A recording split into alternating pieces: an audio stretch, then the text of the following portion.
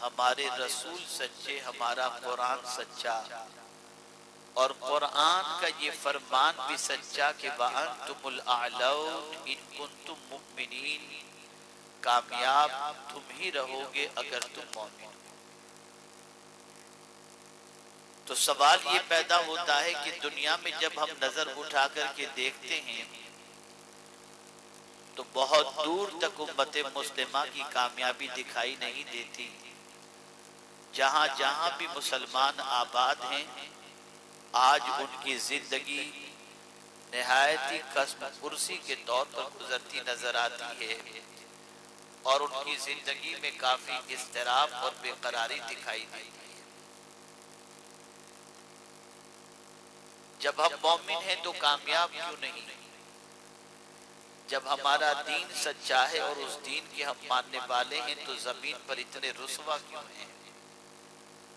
آبرو ہماری ختم، وقار ہمارا ختم، عزت ہماری ختم، وجہ کیا ہے؟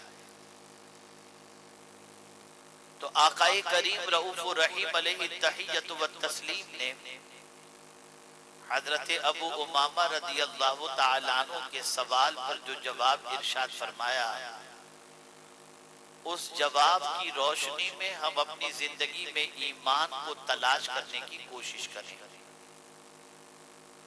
حضرت ابو امامہ رضی اللہ تعالیٰ عنہ نے رسول اعظم صلی اللہ علیہ وسلم سے دریافت فرمایا، مل ایمان، اے اللہ کے رسول صلی اللہ علیہ وسلم، ایمان کیا ہے؟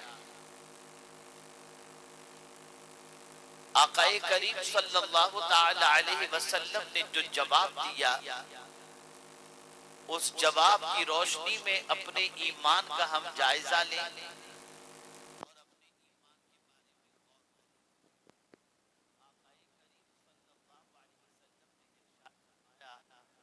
اذا سرت کا حسنت وساءت کا سیئت فانت مؤمن، جب تیری نیکی تجھے خوش کر دے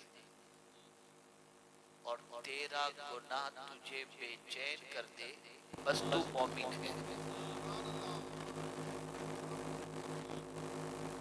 نیکی کر کے خوشی ہو اور گناہ کر کے انسان کی طبیعت بے چین ہو جائے تو یہ مان لینا چاہیے کہ پیغمبر رحمت صلی اللہ علیہ وسلم کے فتوے کی روشنی میں ایسا انسان مومن ہے۔ آج اگر مسلمانوں کی زندگی کا جائزہ لیا جائے تو نیکی کے حوالے سے مینٹلیٹی ایسی بن چکی، سوچ ایسی بن چکی کہ نیکی کی کوئی اہمیت، نیکی کی کوئی قدر یا نیکی کے بارے میں کوئی جذبہ دور تک دکھائی نہیں دیتا، بلکہ آج مسلمانوں کی پوزیشن یہ ہے کہ نیکی کرنے میں بھی مسلمان شرم محسوس کرتا ہے۔ مثال کے طور پر اگر بیٹھ کر 3 سانس میں کہیں ریلوے اسٹیشن پر پانی پینا ہو تو آدمی جھجک محسوس کرتا ہے کہ پتہ نہیں میں اس سنت پر عمل کروں گا تو لوگ میرے بارے میں کیا گمان کریں گے۔ اسی طریقے سے میرے پیارے آقا صلی اللہ تعالی علیہ وسلم کے پیارے دیوانوں، اللہ کے رسول صلی اللہ تعالی علیہ وسلم کی دیگر سنتوں کا معاملہ بھی دیکھ لیں، نیکی کے حوالے سے دیگر نیکیوں کا خیال بھی آپ کریں تو آج ہماری قوم کی پوزیشن یہ ہے کہ آج کا مسلمان نیکی کرنے میں جھجک محسوس کر رہا ہے، نیکی کرنے میں شرم محسوس کر رہا ہے۔ اور ظاہر سی بات ہے، جو قوم گناہ فخر کے ساتھ کرتی ہو اور جو قوم نیکی کرنے میں شرم محسوس کرتی ہو، اس کے دل سے ایمان کا تو جنازہ ہی نکل چکا ہے۔ اے رسول اعظم صلی اللہ تعالی علیہ وسلم کے دیوانوں، صحابہ کی زندگی کا جائزہ لیا جائے، تابعین کی زندگی کا جائزہ لیا جائے، اولیاء کاملین کی زندگی کا جائزہ لیا جائے تو آپ اس نتیجے پر پہنچیں گے کہ ان کی زندگی کے اندر نیکیوں کی حرص نظر آئے گی، نیکیوں کی تڑپ نظر آئے گی، نیکیوں کا جذبہ نظر آئے گا، نیکیوں کے سلسلے میں فکر نظر آئے گی۔ وہ مال کے معاملے میں دنیا سے آگے نکلنا نہیں چاہتے تھے، وہ نیکیوں کے معاملے میں دنیا سے آگے نکلنا چاہتے تھے۔ وہ جانتے تھے کہ نیکی دنیا میں بھی کام آئے گی اور نیکی میدان محشر میں بھی کام آئے گی۔ آج کی پوزیشن یہ ہے، ایک سرمایہ دار کسی غریب کو سلام کرنے کے لیے ایک بار نہیں 50 بار سوچتا ہے کہ میں سلام کروں گا تو میری آبرو چلی جائے گی، لیکن وہ رسول اعظم صلی اللہ علیہ وسلم جن سے بڑا مالدار اللہ نے کسی کو بنایا ہی نہیں، اپنے خزانے کی کنجی مصطفیٰ پیارے کے حوالے عطا فرما دی۔ وہ رسول اعظم صلی اللہ علیہ وسلم سے متعلق مدینے کے ننھے ننھے بچے کہتے ہیں کہ ہم جب رسول اعظم صلی اللہ علیہ وسلم کے سامنے حاضر ہوتے اور ہم چاہتے کہ پہلے سلام کریں تو ہمارے سلام سے پہلے مصطفیٰ جان رحمت سلام کر دیا کرتے تھے۔ آپ ذرا اندازہ لگائیں، یہ نیکیاں جسے ہم معمولی تصور کر رہے ہیں، یہی نیکیاں کل بروز قیامت کام آئیں گی۔ قرآن مقدس میں رب قدیر نے فرمایا یوم تجد کل نفس ما عملت من خیر محضرا، قیامت کے دن اللہ عز و جل کا وہ بندہ جس نے بھلائی کا کام کیا ہوگا، وہ بھلائی کا اجر اور وہ بھلائی کو اپنی نگاہوں کے سامنے پائے گا۔ قرآن کہتا ہے یہ نہ سمجھنا کہ بھلائی کا مطلب یہ ہے کہ بہت بڑا ادارہ تم نے بنا لیا، بہت بڑا کام تم نے کوئی کر لیا، نہیں۔ فَمَنْ يَعْمَلْ مِثْقَالَ ذَرَّةٍ خَيْرًا يَرَهُ، اگر ذرے کے برابر بھی تم نے نیکی کی تو اللہ وہ نیکی قیامت میں تمہیں دکھائے گا۔ پتہ یہ چلا میرے پیارے آقا صلی اللہ علیہ وسلم کے پیارے دیوانوں، نیکی انسان کے لیے بے پناہ ضروری ہے۔ صحابہ کرام نیکی کے معاملے میں دنیا سے آگے نکلا کرتے تھے اور لوگ نیکی کے معاملے میں صحابہ سے ہمیشہ پیچھے رہے، لیکن آج کی پوزیشن یہ ہے مسلمان کے اندر نیکیوں کی تڑپ ختم ہو گئی، نیکیوں کا جذبہ سرد پڑ گیا، نیکیوں کے معاملے میں محنت و مشقت ختم ہو گئی، بلکہ نیکی کو انسان کرنے کے سلسلے میں شرم اور جھجک محسوس کرتا دکھائی دیتا ہے۔ اب نیکی کیا ہے؟ آپ کہیں گے حضرت نیکی بتائیے، تو یہاں ایک حدیث آپ کے سامنے پیش کروں۔ حضرت وابصہ رضی اللہ تعالیٰ عنہ، حضرت وابصہ رضی اللہ تعالیٰ عنہ کے دل میں یہ خیال پیدا ہوا کہ میں حضور صلی اللہ علیہ وسلم سے ایک سوال کروں۔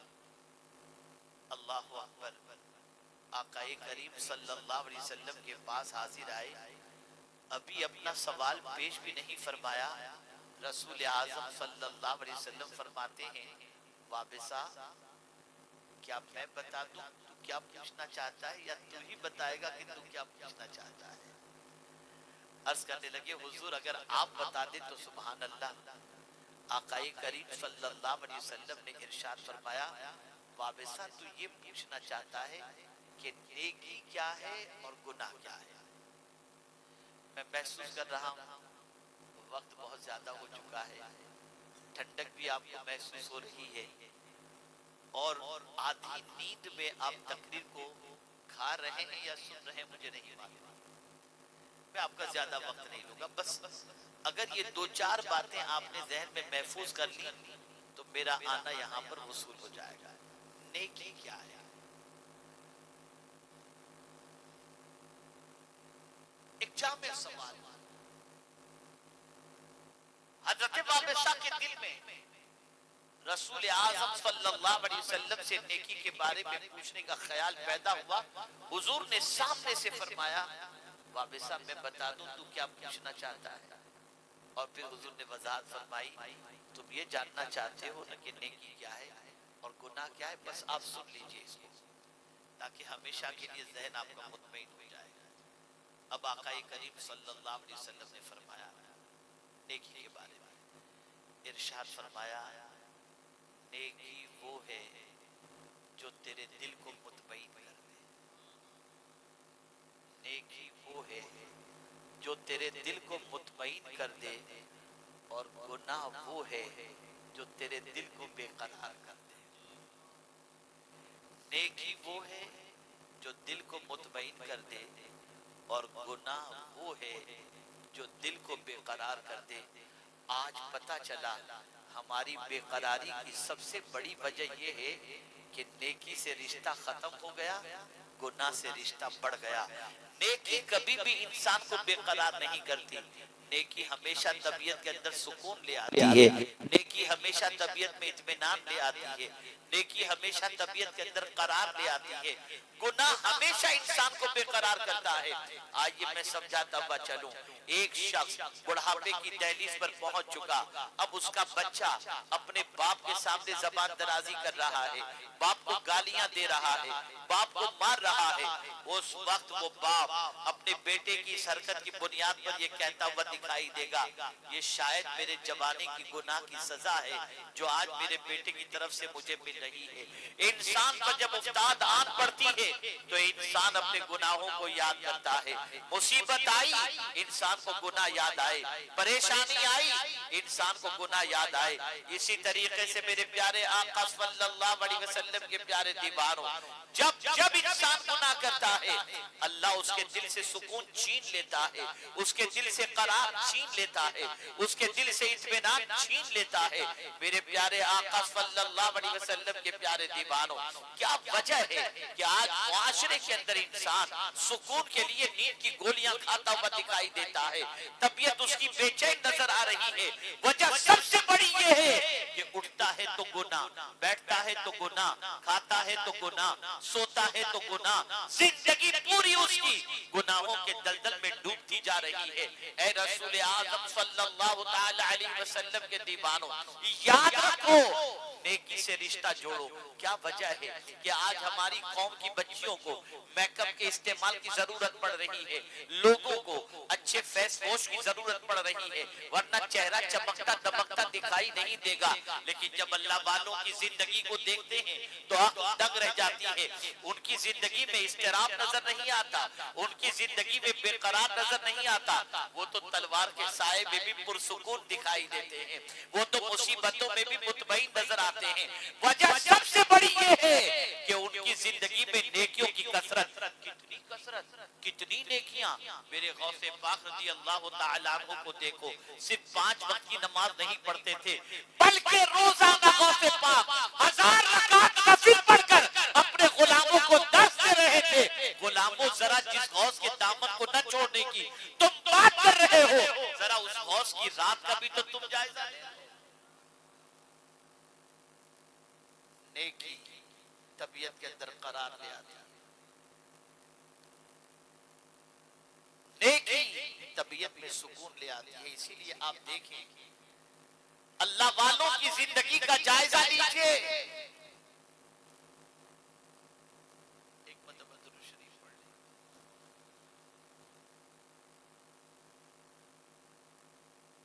اللہم صلی علی سیدنا و مولانا محمد معدن الجود والکرم وآلہ وصحبہ وبارک وسلم. میرے لیے بڑا مشکل ہوتا ہے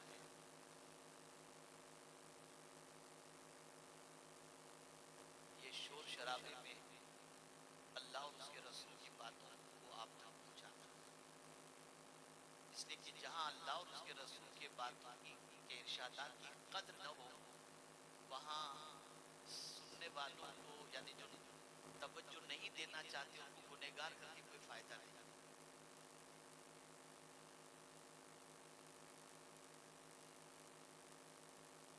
آپ جانتے ہیں قرآن میں اللہ عز و جل نے کیا فرمایا, یا ایھا الذین آمنوا لا تقولوا راعنا وقولوا انظرنا واسمعوا. جب رسول کچھ کہے تو غور سے سنو. آج رسول کی باتیں تمہیں سنائی جا رہی ہیں, تمہاری توجہ نہیں. حیرت ہو رہی ہے, تعجب ہو رہا ہے کہ جن کے قول کے حوالے سے قرآن یہ کہتا ہو کہ حضور اپنی مرضی سے کچھ نہیں کہتے, وہی کہتے ہیں جو اللہ عز و جل ان پر وحی فرماتا ہے. خیر زیادہ وقت لیے بغیر مختصر عرض کرتا ہوں, نیکی آپ اگر مطمئن ہونا چاہتے ہیں تو بس نیکی کریں. نیکی کرو گے اللہ اطمینان کی دولت عطا کرے گا، نیکی کرو گے اللہ سکون کی دولت عطا کرے گا، نیکی کرو گے اللہ عز و جل دنیا میں بھی سکون، قبر میں بھی سکون اور آخرت میں بھی سکون عطا فرمائے گا۔ کس طریقے سے؟ اگر قبر کے اندر آپ نے ہاتھ سے نیکی کی اور ہاتھ کی طرف سے عذاب کا فرشتہ آئے گا تو نیکی عذاب کے فرشتے اور ہاتھ کے درمیان آڑ بن جائے گی، اور اس کے بعد وہ نیکی عذاب کے فرشتے سے کہے گی چلو جاؤ، اس نے ہاتھوں سے نیکی کی تھی، میں وہ نیکی ہوں جو اس نے کیا تھا، اب اس کی طرف تمہیں بڑھنے نہیں دوں گی، چنانچہ عذاب کے فرشتے کو وہ روانہ کر دیتی ہے۔ پیر کی طرف سے، پیٹھ کی طرف سے، چہرے کی طرف سے، جہاں جہاں سے بھی عذاب کا فرشتہ آئے گا، یہ نیکی کل بروز قیامت اور قبر کے اندر یہ نیکی کام آئے گی۔ میرے پیارے آقا صلی اللہ تعالی علیہ وسلم کے پیارے دیوانوں، اور جب کبھی اللہ نیکی کرنے کی توفیق عطا فرمائے تو نیکی کر کے خوش ہو جاؤ، نیکی کر کے فرحت محسوس کرو۔ یہ نہیں میں حج کے لیے گیا یار 10 لاکھ روپے نکل گئے میرے، یہ نیکی کر کے خوشی کی بات نہیں ہوئی۔ یہ سوچو اللہ نے دیا تھا، اس کی راہ میں میں نے خرچ کیا، اگر وہ قبول کر لے تو زندگی کے سارے گناہ میرے معاف ہو جائیں گے۔ طبیعت میں خوشی صرف حاجی لگانے سے کام نہیں چلے گا، بلکہ طبیعت کے اندر اس پیسے کے خرچ کے بعد، اس سفر کے بعد اپنے دل میں سکون محسوس کرو، اس لیے کہ نیکی کرنے کے بعد خوش ہونا یہ بے پناہ ضروری ہے۔